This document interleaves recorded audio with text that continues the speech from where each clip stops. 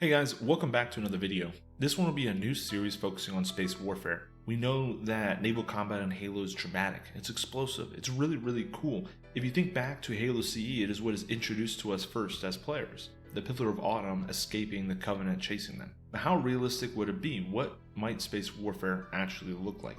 Starting off with how the UNSC conducts naval warfare in the games, we know it's focused primarily around very large ships. It's up close and very personal. Even the smallest ships in the UNSC inventory, such as light frigates like the Paris class, are 30% or more larger than the largest US aircraft carriers built today. We know the UNSC likes to use MAC cannons and leveraging those to punch holes in Covenant shields, and then using missiles, both conventional and nuclear, to destroy the ship. We know the UNSC has a capability to jam, although it is not seen very much in the games. If you call back to Halo Reach, you may remember they used jamming to block comms on a Covenant Corvette that they boarded and then used to destroy the supercarrier. But unfortunately, we don't see any type of electronic warfare beyond that, to my knowledge. When watching the UNSC conduct combat in space, they leverage a lot of cannons and kinetic weaponry at very close ranges, to the point where it could almost be done optically without even any sort of guidance. That said, we also see the UNSC use a lot of fighters, something that is a callback to the modern era fighting we see today.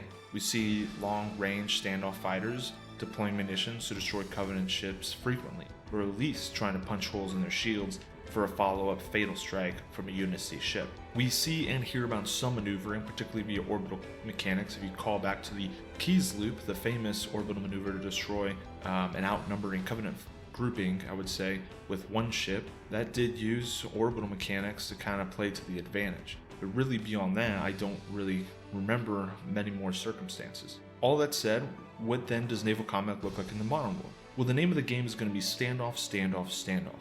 When it comes to modern naval combat, you want to use your advantages to stay safe and defeat the enemy.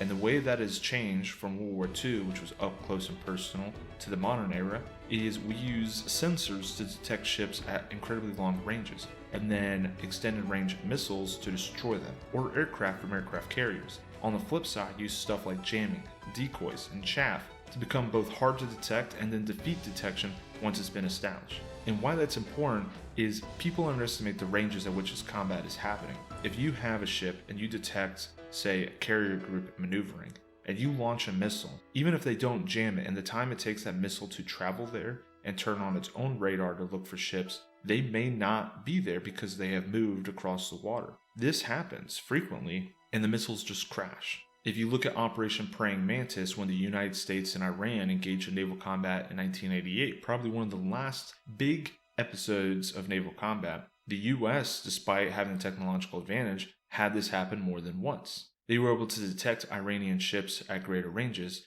When they were engaged, they used decoys and chaff to defeat incoming missiles. They responded with their own. Some of them hit and some of them didn't. That's just the nature of engaging at very long ranges. You have to keep in mind, missiles, when launched from this far away, have a very limited window to acquire a target before they run out of fuel or kinetic energy and crash into the ocean. The same would be true for space. Naval combat has also trended towards low visibility, making ships stealthier, not in the sense that they cannot be seen by the naked eye, but making them hard to detect on radar, or really any other electromagnetic detection system. Because the harder you are to detect, means you have the element of surprise when you engage the enemy. You can then leverage your strengths, which when it comes to combat, that's all it's about. You want to engage them first and not be engaged in return. So knowing that, what would realistic space warfare look like then? I think in space, the standoff ranges would be incredibly high. Much higher than both shown in the games and in the books. The reason being is, why would the UNSC play into the Covenant's strength? The Covenant has terrifying weaponry,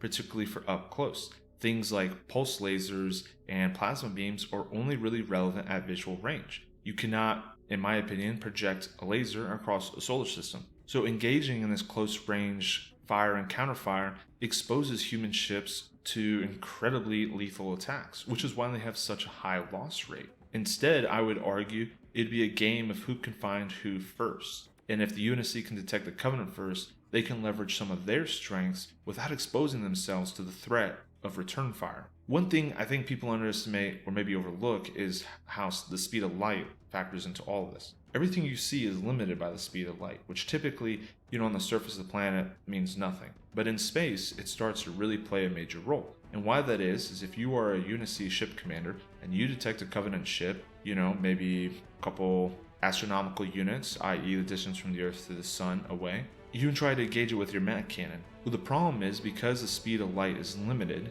the visual and or radar signals you're getting from the Covenant ship are old. That ship is no longer there. It has moved, and there's no way to get about that. There's no way to outrun the speed of light when it comes to warfare. And so your MAC round would miss unless you were able to predict where the Covenant ship would move to in the time it took for light to reach you. And that's actually something I think the UNSC has a significant advantage in, because they leverage very high capability intelligent artificial intelligence. We know the Covenant have basic ones that are nothing compared to the likes of Cortana and other UNSC ship-based AIs. AIs, especially leveraging the computing power they have available to them, could then do probability clouds, where you detect a Covenant ship. You know how they like to maneuver, you know the maneuver capability based off what you're seeing in your sensor. You create clouds, or what is the most probable location for the ship to be, and you fire on those. Does it mean you'll hit? No, honestly, probably not. You'll probably miss most. But the thing is you expose yourself to almost no return fire or risk, particularly if you are maneuvering evasively on your own. But being able to leverage at higher range and advanced computing power compared to the Covenant means you have a higher likelihood, in my opinion, of actually defeating them. Because, like I said, you wouldn't want to get close and play into the Covenant strengths. They'll cut you apart. If you're humanity, you want to be at long range. And yes, the Covenant has slip space, so they could always jump in system to get closer to you, and that's why being hard to detect and maneuvering constantly will help.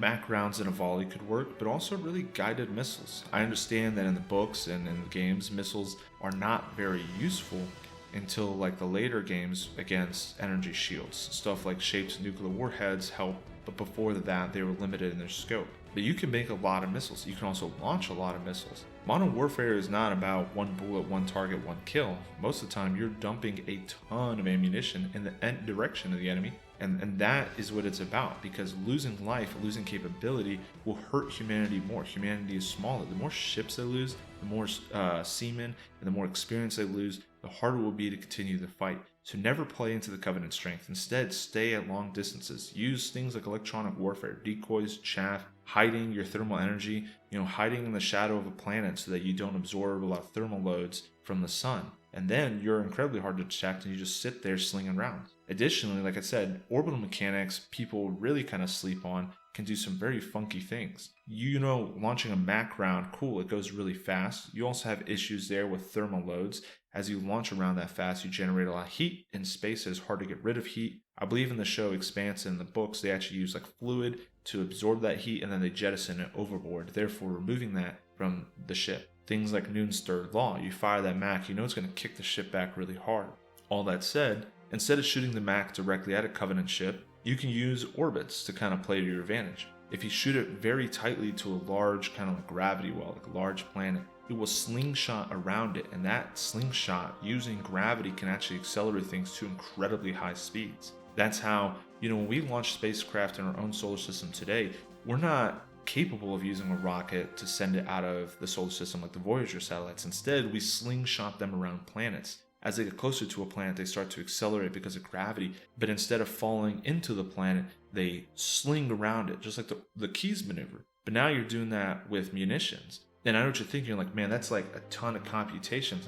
But that's the thing. You have super smart AIs that the Covenant doesn't have. You can sit here and sling really, fast rounds around planets and hit Covenant ships. And like I said, if you miss, whatever. Well, hopefully whatever behind you're aiming at doesn't get hit. That would suck. If you're trying to hit Covenant around a planet and you hit the planet instead. But you're able to leverage the advantage. That's all it really comes down to when it comes to space warfare. Use your advantages to outdo the enemy. If you liked this video, feel free to like and subscribe and leave me comments. I appreciate reading everything that people have been posting, educating both myself, and then hopefully I'm bringing viewpoints that you all find interesting as well. The next video, I'll take a little bit deeper dive into the specific ships the UNSC uses and kind of the roles that they play. I hope everybody has a great week. Take care.